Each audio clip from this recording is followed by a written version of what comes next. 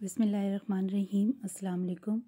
Today I'm going to explain a topic that is taken from chapter number 4, History of Pakistan, and the topic name is Constitutional Development since 1947 to 1956. First, come to the background.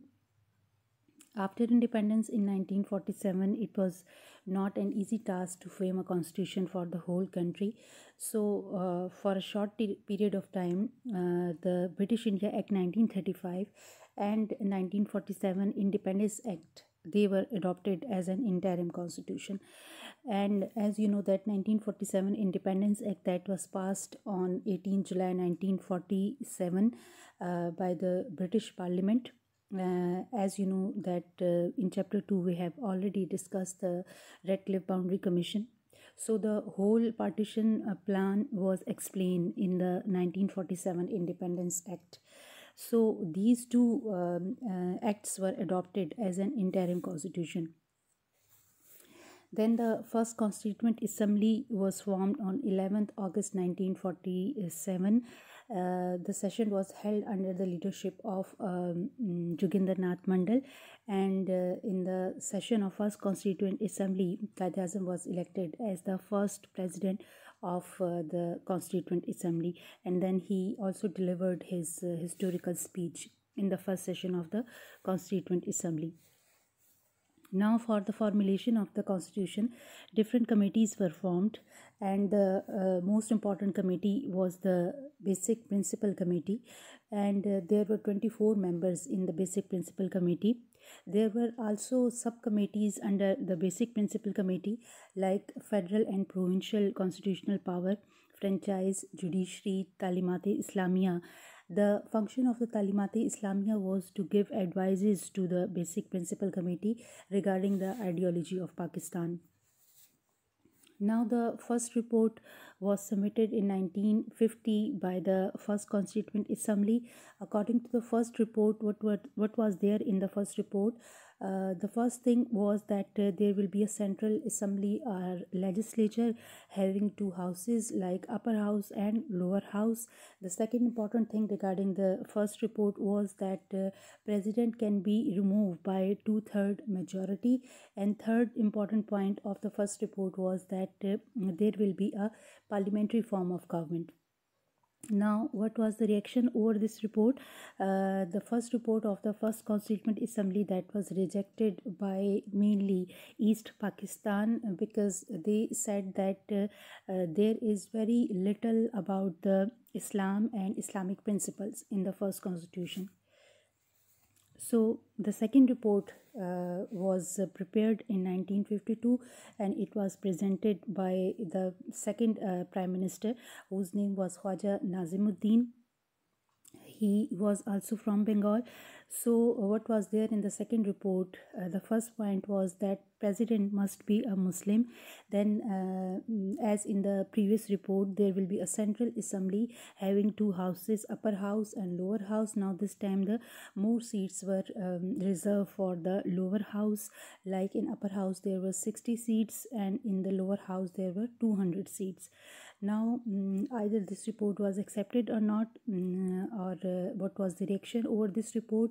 Now the criticism arised by the West Pakistan that East Pakistan is given more seats, as in the lower house there were 200 seats. So they on the basis of this point they rejected the second report of Khwaja Nazimuddin. And secondly, Qadiani's riots were broke out in Punjab, which affected the political situation of Pakistan. That became another reason, as they considered Khwaja Nazimuddin Prime Minister for all this chaos. Then the third, finally, in 1953, Prime Minister Khwaja Nazimuddin was removed. Now the third report came of the first Constituent Assembly in 1953, which was presented by the next Prime Minister, whose name was Muhammad Ali Bogra. And this report was so comprehensive, and it became very much famous in East and West Pakistan. And the name for this report was given as Bogra formula. Now, what were the main points? As Muhammad Ali Bogra was also from Bengal, so he again demanded more rights for the East Pakistan or Bengalis. First point was upper house, in which the equal seats will be given. Then the lower house, more seats will be given to East Pakistan. Then Urdu plus Bengali were declared as national languages. Then Muhammad Ali Bogra also demanded that if the president will be from East, then definitely Prime Minister will be from West Pakistan. Then the fifth point, Governor General cannot dissolve the assembly. Now, as the more powers and more autonomy was demanded in the Bogra formula for Bengalis or East Pakistan, so Governor General Ghulam Muhammad in 1954, by using his power which was given to him by the Independence Act 1935, he dissolved the National Assembly. And when he dissolved the National Assembly, that is how the report was also rejected, and the first Constituent Assembly was also dissolved. Then Sindh High Court demanded and called the dissolution of assembly illegal, but the Supreme Court of Pakistan did not consider it illegal, and they approved the dissolution of assembly. Then the second Constituent Assembly was formed in 1955. At that time, the Prime Minister was Chaudhry Muhammad Ali. He called a meeting or convention of the provincial leaders from all the provinces, comprising 60 members. And the most important thing in the second Constituent Assembly was that West Pakistan was or the Pakistan was considered as one unit. One unit means that all the provinces of West Pakistan, they were amalgamated, and that was called West Pakistan. It means that now there will be two main provinces. One will be East Pakistan, and the second will be West Pakistan.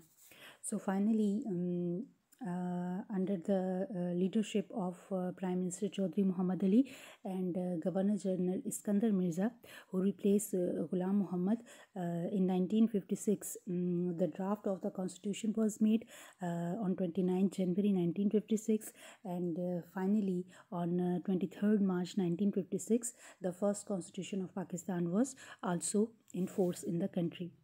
That was all about the constitutional development since 1947 up till 1956.